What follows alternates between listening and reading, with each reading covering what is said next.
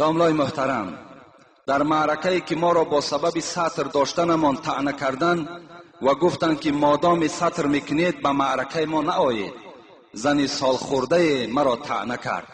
با احترام خواهر ایمانی شما. دوم، شخص عرق می نوشد و باز نماز می خواند، حکم وی در شریعت چی است؟ این سوال دومش معلوم است. کسی عرق می نوشد نماز می خواند، یعنی این مسخره کردن بر اسلام است، مسخره کردن بر مسلمان ها هست. بهتر و خوبترش همین است که اون بدبخت نماز نخواند. یعنی ببین خداوند در قرآن میگوید قد افلح المؤمنون، به تحقیق نجات یافت. سوره مؤمنون به تحقیق نجات یافت مؤمن ها، همه مؤمن ها نه. کدام مؤمن ها؟ الذين هم فی صلاتهم خاشعون، کسانی که در نماز خاشع هستند. خاشع را مفسران میگه که نرم دل هست، ترس در وجودش هست. انا همان مؤمن ها در نزد خدا نجات یافتگی هستند. وقتی وای عرق می نوشد کجا دل وای نرم هست؟ وقتی وای عرق می نوشد کجا دل وای ترسان به سوی خداست؟ اگر وای از خدا می ترسید وای عرق نمی نوشید، زیرا خدا امر میکند شما عرق ننوشین. و این خواهری که از ما التماس کردن که در معرکه‌ای که با سطر می رویم برای ما زنهای سال خورده میگویند که در معرکه ما اشتراک نکنیم مادامی که شما سطر دارید. من این سوال بار جواب گفته بودم، خیلی جمعه پیش بود، لیکن باز میگویم که کلان سالی ندارد اعتباری، کلان عقلی بود مقبول باری. عطای فضل حق عقل است توفیق، به فرمان خداوندی موافق. کلانی خواهی رو معنی طلب کن، نه اینکه دل بریش و موی لب کن. که روح در ازل قالو بلا گفت، تنت در بستری شیطان چرا خفت. این مولوی میگد ای کمپیر بدبخت، ای خدا زده ای که این دختری تو حکم قرآن به جا آورده ایستاده است. این تو وقتی طعنه میکنی روح تو در عالم ارواح گفته بود. چی گفته بود؟ گفته بود خدا گفته بود که الستو بربکم، آیا شما نیستین ای مردم بندگان من؟ قالو بلا، تو گفته بودی بله من بنده تو هستم. امروز چی شد؟ میگد مولوی که تنت در بستری شیطان چرا خفت. چرا امروز تو پیرو شیطان شدی؟ اون وسواسی که اون کمپیرها و اون موسفیدها و اون جوانهایی که برای دخترهای با سطر این گونه ملامت ها میکنن، این وسواس شیطان است که در وجود این کمپیرها جایگیر کرده است.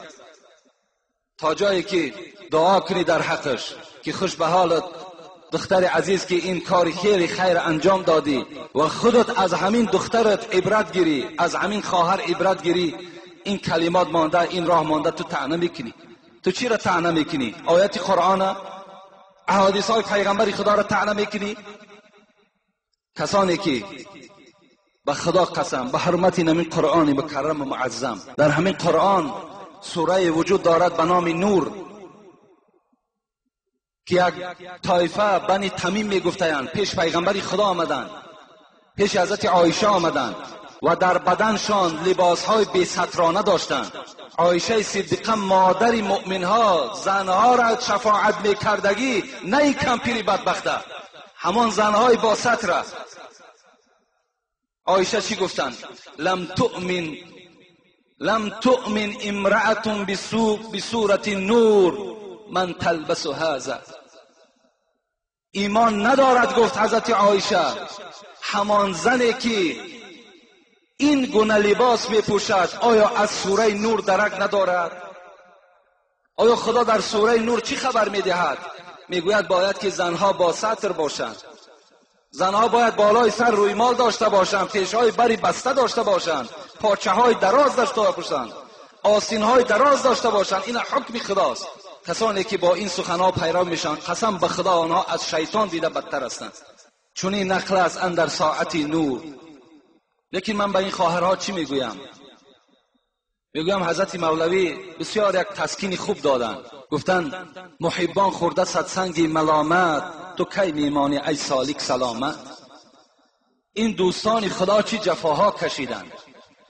این زنهای راه اسلام در حالت سطر داشتن، در حالت دعوای اسلامی، اونها به شهادت رسیدند، چه عذابها کشیدند. تو میگوید وقتی که با سطر میگردی تو به طعنه میمانی. نه، به طعنه نمیمانی. تو را اینها سنگ میزنند، تو را اینها ملامت میکنند. به ذکر حق کسی که کرد آهنگ، ز هر سو نوکری شیطان زند سنگ. اگر کسی در راه خدا رفتار دارد، گفتار دارد و از هر طرف شیطان نوکارا شاگردهاش سنگ میزنند. ز هر سو میجکد سگ بر سری راه، نظر بر سگ مکن رو سوی الله. حضرت مولوی میگوید این کمپیرها و این موی سفیدهای که شما را این گونه طعنه میکنند، اینها سگان هستند که میجکند، لکن تو با جکیدن این سگها از راه نمان. تو سطر تا کردن بگیر.